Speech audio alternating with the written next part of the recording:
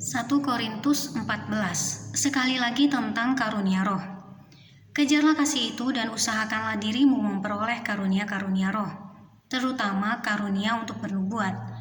Siapa yang berkata-kata dengan bahasa roh tidak berkata-kata kepada manusia, tetapi kepada Allah. Sebab tidak ada seorang pun yang mengerti bahasanya. Oleh roh ia mengucapkan hal-hal yang rahasia. Tetapi siapa yang bernubuat ia berkata-kata kepada manusia. Ia membangun, menasihati, dan menghibur.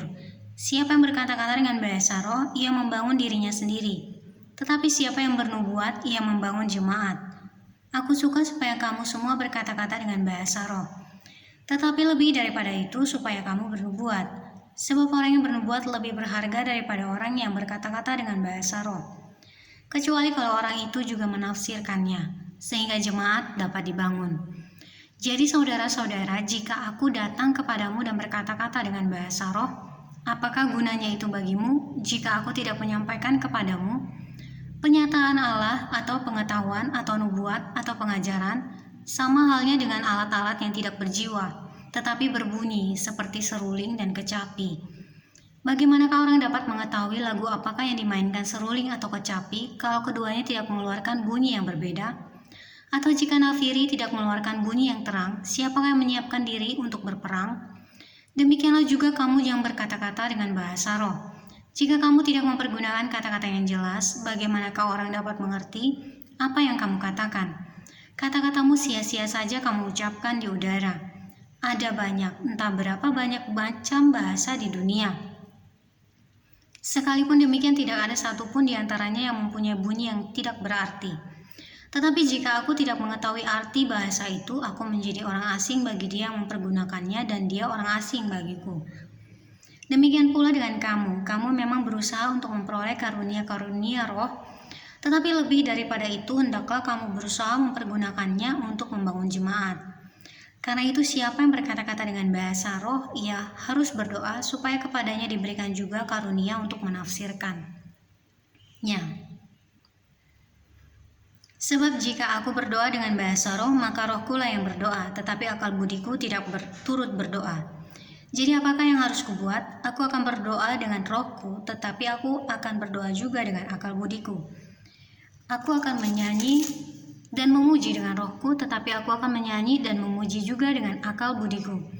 Sebab jika engkau mengucap syukur dengan rohmu saja, bagaimanakah orang biasa yang hadir sebagai pendengar dapat mengatakan amin atas pengucapan syukurmu? Bukankah ia tidak tahu apa yang engkau katakan?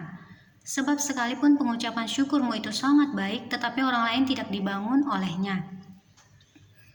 Aku mengucap syukur kepada Allah bahwa aku berkata-kata dengan bahasa roh lebih daripada kamu semua. Tetapi dalam pertemuan jemaat, aku lebih suka mengucapkan 5 kata yang dapat dimengerti untuk mengajar orang lain juga, daripada beribu-ribu kata dengan bahasa roh. Saudara-saudara, janganlah sama seperti anak-anak dalam pemikiranmu, jadilah anak-anak dalam kejahatan, tetapi orang dewasa dalam pemikiranmu. Dalam hukum Taurat ada tertulis, oleh orang-orang yang mempunyai bahasa lain dan oleh mulut orang-orang asing, aku akan berbicara kepada bangsa ini, namun demikian mereka tidak akan mendengarkan aku, firman Tuhan. Karena itu karunia bahasa roh adalah tanda, bukan untuk orang yang beriman, tetapi untuk orang yang tidak beriman. Sedangkan karunia untuk bernubuat adalah tanda, bukan untuk orang yang tidak beriman, tetapi untuk orang yang beriman. Jadi kalau seluruh jemaat berkumpul bersama-sama dan tiap-tiap orang berkata-kata dengan bahasa roh, lalu masuklah orang-orang luar atau orang-orang yang tidak beriman, tidakkah akan mereka katakan bahwa kamu gila? Tetapi kalau semua bernubuat, lalu masuk orang yang tidak beriman atau orang baru, ia akan diyakinkan oleh semua dan diselidiki oleh semua. Segala rahasia yang terkandung di dalam hatinya akan menjadi nyata, sehingga ia akan sujud menyembah Allah dan mengaku, sungguh Allah ada di tengah-tengah kamu. Peraturan dalam pertemuan jemaat. Jadi bagaimana sekarang saudara-saudara? Bila mana kamu berkumpul, hendaklah tiap-tiap orang mempersembahkan sesuatu, yang seorang mazmur, yang lain pengajaran atau penyataan Allah, atau karunia bahasa roh, atau karunia untuk menafsirkan bahasa roh, tetapi semuanya itu harus dipergunakan untuk membangun. Jika ada yang berkata-kata dengan bahasa roh, biarlah 2 atau sebanyak-banyaknya 3 orang, seorang demi seorang, dan harus ada seorang lain untuk menafsirkannya. Jika tidak ada orang yang dapat menafsirkannya, hendaklah mereka berdiam diri dalam pertemuan jemaat dan hanya boleh berkata-kata kepada dirinya sendiri dan kepada Allah. Tetap tentang nabi-nabi. Baiklah 2 atau 3 orang di antaranya berkata-kata dan yang lain menanggapi apa yang mereka katakan. Tetapi jika seorang lain yang duduk di situ mendapat penyataan, maka yang pertama itu harus berdiam diri. Sebab kamu semua boleh bernubuat seorang demi seorang, sehingga kamu semua dapat belajar dan beroleh kekuatan.